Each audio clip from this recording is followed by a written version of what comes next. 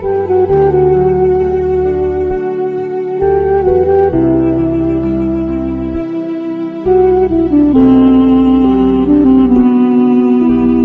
القلوب إلى الحبيب تميل ومعي بذلك شاهد ودليل أما الدليل إذا ذكرت محمدا. Paham, ini penting kalau terang. Jadi kalau baleni malih ya. Sing dimaksud dunya ketika dikritik pangeran iku dunya sing sangka kata dani'ah, sesuatu sing murahan, sing enteng, sing nafsu. Iku jenenge napa? Dunya, napa? Dunya. Tapi ketika sesuatu itu baik dan mengarah kepada Allah, iki jenenge dunya iki masru'atul akhirah. Maka dunya itu di dua status napa? Siji masru'atul akhirah. Dan ini status yang harus kita pakai. Makanya kata Imam Ghazali itu, gue nak randi duwe, sak penat-penate urip, terus merasa gak punya kenikmatan.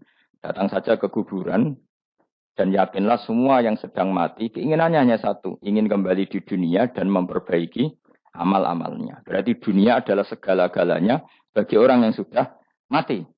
Ya, orang yang sudah mati, itu cita-citanya satu.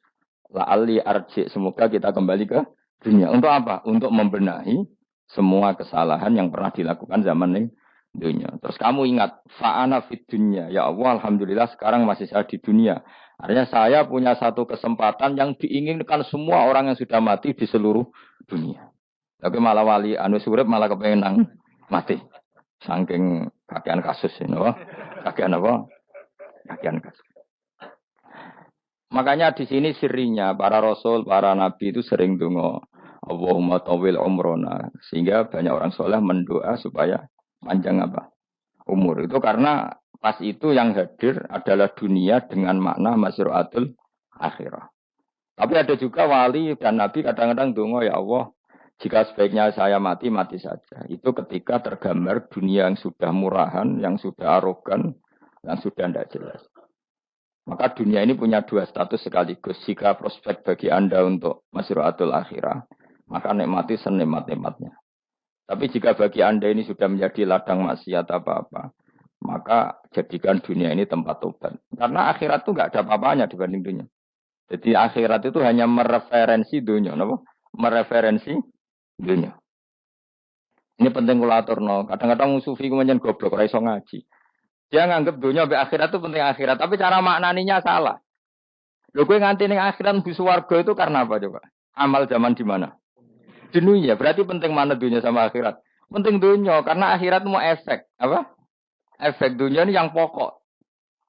Apa dunia ini yang pokok. Kalau Allah kan cara ngendikan tidak seperti itu. Allah cara ngendikan gini loh. Akhirat, maksudnya walal akhiratu khairul lakam nalula gini. Sesuatu yang berorientasi akhirat dan kemudian menjadikan kamu nyaman di akhirat itu khairul lakaminal ula, itu lebih baik ketimbang dunia. Ora kok kowe nak ning dunia nak sebab melek ning akhirat ape ora ngarang ngono, nak ning dunia melek ning akhirat luwih parah. Kayak mlaratem cek ngene iki kan. Tapi kan cek iso ngopi, cek iso mangan tengkleng. Coba ning akhirat gak iso blas. Dunyel-dunyel malaikat ngawur. Gayamu bareng melarat iso ning dunia lara lah nak ning akhirat penak. Aku yakin ora luwih lara. Tak jamin. Ngeraine kan ketara nak ngono. Keliru omongan aku ning dunia lara lah sementing ning akhirat penak itu ndak bisa. Kowe nyifati dunia nggon lara iku serapati ridho mbek pangeran. Berarti ketika iso ngopi ra syukur, ketika iso mangan ra syukur, anane nyifati dunia lara. Berarti rapati ridho mbek pangeran. Malah dibles-blesno sebenarnya. Kemudian nak pengurus akhiratnya aku tak tekek. Mak kula pengurus ora sebenarnya. Saya gak ada rencana daftar jadi panitia apa? Akhirat. Tapi kira tak syafaat ya ambiarno karena ini penting kalau terang. Makanya Imam Syafi'i masyhur makalah beliau tentang fikih dan tasawuf itu. Nggih saya kutip dan saya memang saya hafalkan terus makna teman. Faqihan wa sufiyan fakun laisa wahida fa inni wa haqqu wa iyyaka ansahu. Terus kata beliau mensifati orang fikih fa hadza qasin lam yazuk qalbuhu tuqa. Wa hadza jahulun kaifadul jahli yasluhu, itu masyhur. Di dunia ini identitas di dunia kita, dunia ulama itu hanya dua. Kalau nggak sufi ya fakih. Kamu jangan jadi salah satu. Fakih adalah orang sing kosin, itu kolbuhu kosin, hatinya itu keras, hatinya atas. Lam jatuh kolbuhu tukos, gak ditakwa blas. Wong fakih ora ditakwa blas, gak diempati blas.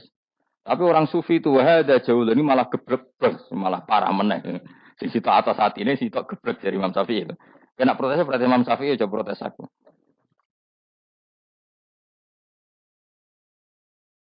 Kenapa begitu? Misalnya gini orang fakih. Kalau bapak nyontohkan tuh gini. Orang fikih itu punya aturan. Misalnya kalau ruko tidak begini nggak sah. Sujud kalau nggak begini nggak sah. Sholat kalau tidak begini nggak sah. Oke, aturan itu baik. Tapi punya keangkuhan berpikir. Misalnya ada orang desa terbelakang. Misalnya di pedalaman Gunung Kidul, Kulon Progo. Ada orang yang ditobatkan orang-orang sufi.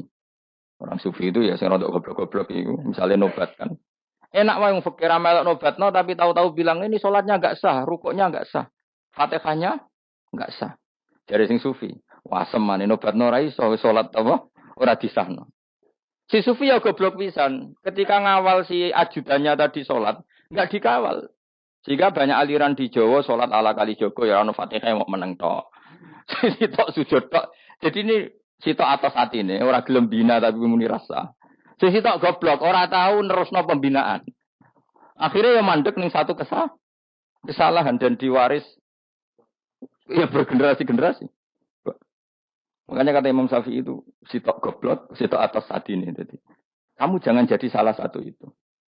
Makanya kamu aman karena kamu tidak sufi ya tidak fakih. Makanya nggak masuk, nggak masuk yang dikritik Imam Syafi'i. Kamu sufi ya ndak, fakih ya ndak. Makanya kalau Imam Syafi'i kritik itu, tapi alhamdulillah saya ada dua-duanya. Yang tidak sufi, tidak fakih. Karena orang sufi itu kalau ditelusuri, itu memang kesalahannya terlalu banyak. Kecuali dia mau ngaji fikih. Kecuali dia mau ngaji fikih. Kayak tadi misalnya. Sampai Imam Syafi'i zaman itu duka yang menghentikan usisat tasawuf alal kasal. Ilmu tasawuf itu dibina. Itu berdasar kemalasan. Loh, saya punya teman sufi banyak. Saya ini kiai loh. Punya teman sufi banyak. Tekon dengan kulo, Gus, dunia rusak. Sementing saat ini ngat-ngat istighfar. Memangnya kita bisa diistighfari pangeran, di sepuro pangeran ketika kamu orang alim tidak mulang. Memangnya kau iso di sepuro pangeran ketika kau sugih zakat. Memangnya kau iso di sepuro pangeran wis kere ra nyapu masjid teko Jumatan, bareng rokok itu usep-usep ning pojok masjid bar mulai. Enak weh. Ana keran coplok istibarno. Memangnya kamu bisa jadi orang miskin seperti itu kemudian dimaafkan Allah? Tidak bisa. Kamu harus terlibat dalam proses sholat. Wis kere ya urun gawe keran, misale ra ngono urun masjid ya nyapu-nyapu, sing sugih urun dhuwit, sing alim urun mulang. Kok enak. Dunia mbak anggap rusak terus kabeh dhewean. Menengi sampean ke dhewean neraka ora tak baturi ya mrene ngono. Ndak bisa sufi seperti itu, ndak bisa tuh kriminal. Malah Imam Syafi'i dalam satu makalah besok tasawuf, awan wis rondok ngene. Saking ekstrimnya beliau. Nah, kenapa Imam Ghazali muji orang sufi? Kitab-kitab Risalah Kusyirah muji orang sufi itu sufi-sufi yang kayak kowe. Sufi-sufi yang belajar fikih, napa? Sufi-sufi yang masih mau belajar fikih. Kok enak. Jadi sufi itu maknanya sidik-sidik. Zaman wis rusak itu tidak seperti itu. Nak rusak, ya amanat pengiran kon melok dandani. Nah, ketika rakan didandani sebetulnya nggak masalah, kan ada alternatif. Misalnya gini, ada mobil rusak nggak bisa dipakai. Memangnya mobil hanya itu. Kan ada mobil yang lain itu jenis fakih. Ini enggak, kamu punya pemimpin hanya 2 atau 3 lah, biar nggak nyindir. 3 atau 4 lah. Ketika 4 ini orang ini gagal, seakan-akan Indonesia gagal. Memangnya Indonesia hanya punya orang 4 itu. Goblok sekali kita berpikir gitu. Segoblok-gobloknya apa? Memangnya Indonesia itu milik siapa? Kenapa kamu menggantungkannya sama 1-2 orang, 3-4 orang? Gampang aja cari alternatif. Terus, tapi kan harus lewat pemilu. Kau jangan ngenteni pemilu 5 tahun cepat. Mustafa Rohin jokno jadi calon presiden. Nak kemen jadi negara tahlil. Karena dek Nevi ya, ngomong ekonomi ya ora iso. Ngomong wisata ya haram, ngomong budaya ya haram. Ngomong badan usaha milik negara ya ora roh deh. Kemudian langsung dibagi-bagi. Tapi kelirunya kita selalu begitu. Ketika kecewa sama pemimpin, seakan-akan dunia ini tergantung pemimpin itu. Mana ada dunia ini dipasarkan sama makhluk oleh Allah. Dunia ini milik Allah, nggak pernah dipasarkan makhluk. Bahkan kiai mati pun nggak ngefek pada agama. Dulu sahabat meninggal agama jalan, wali songo orang-orang pilihan meninggal agama jalan. Karena Allah tidak ridho dunia ini, agama ini, dunia maupun agama dipasrahkan sama seseorang. Allah yang mengurus dunia ini. Apa nak konglomerat mati terus wong melarat kabeh? Tidak kan? Apa nak wong soleh mati terus wong bejat kabeh? Tidak. Allah yang mengurus agama ini, mengurus dunia ini. Saking goblokem, nak ono kecewa mbek makhluk ini. Terus ya Allah, terus seakan-akan dunia ini runtuh. Ono pegatan sakake saya kira ono sing lanang. Banyak orang pegatan terus untuk bojo luwe apik. Bojone mati sing wedok malah makmur akeh to ora. Makanya pangeran nanya manusa iku entek-entekan. Allah nate ngendikan gini masalah pegatan. Unik ngendikane pangeran. Ya rodok manekno wong pegatan.